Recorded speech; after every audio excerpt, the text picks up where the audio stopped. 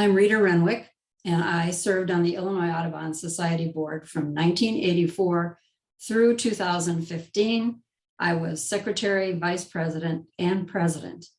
Now, even though Illinois Audubon was founded in 1897, it was almost a year later before any minutes were recorded.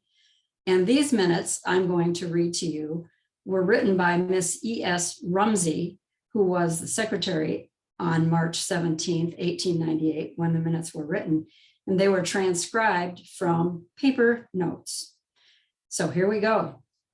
You perhaps know that Illinois is not the first state to start this new movement for the protection of birds. Although there had been a small society here a few years ago, it was gradually growing less and would probably soon have been forgotten had not fresh interest been aroused through the efforts of the Massachusetts Society. During the last few years, there has been an Audubon Society established in that state, as well as in New York and Pennsylvania. Miss Richards, the Massachusetts secretary, wrote to Mrs. Sarah A. Hubbard, asking her if it were not possible to form an organization in this state. Through the efforts of some of the present members of this society, a very successful meeting was held April 1st, 1897, at the residence of Mrs. A.C. McClurg, 125 Lakeshore Drive, Chicago, where it was decided to give up the old society and form and regularly incorporate a new one, and where new officers were elected. The directors met several times before they were dispersed by warm weather. They adopted a constitution and bylaws, which were printed for distribution. Leaflets stating the purposes of the society and pleading the cause of the little creatures it was trying to protect were prepared and mailed to over 2,000 people. Communications were sent to the commissioners of the different parks, asking them to cooperate in enforcing the law, which imposes a fine of $5 on the boy with the slingshot. The directors procured and posed in many places in regard to the game law.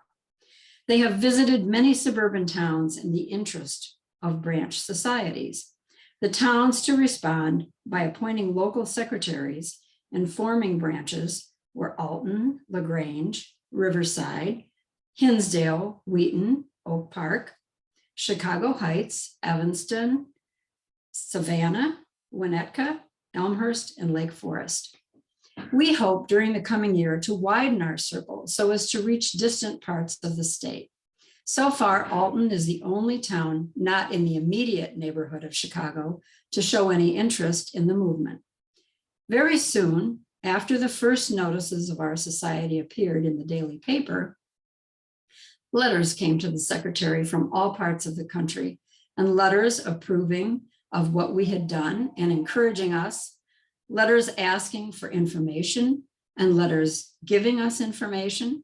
One of the last, written by a man in Florida who had seen the cruel manner of hunting the heron, was thought so telling that it was printed and distributed as our leaflet on the aigrette.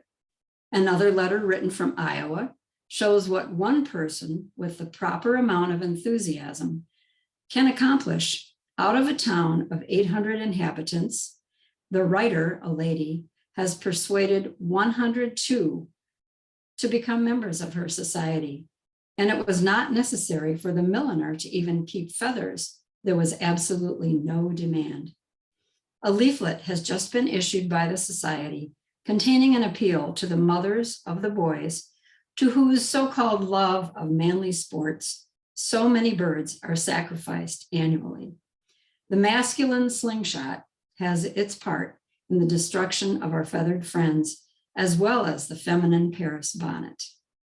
Members of the society have visited the millinery shops this spring and find that some of these report a noticeable decrease in the demand for the plumage of songbirds. But the egret seems to be worn as much as ever by the great majority of womankind. Our society has now 580 adults and about 2,800 junior members. We feel greatly encouraged that so many thoughtful men and women have already given the subject their earnest consideration and help. and we hope to induce many more to do so in the future. Happy anniversary, Illinois Audubon.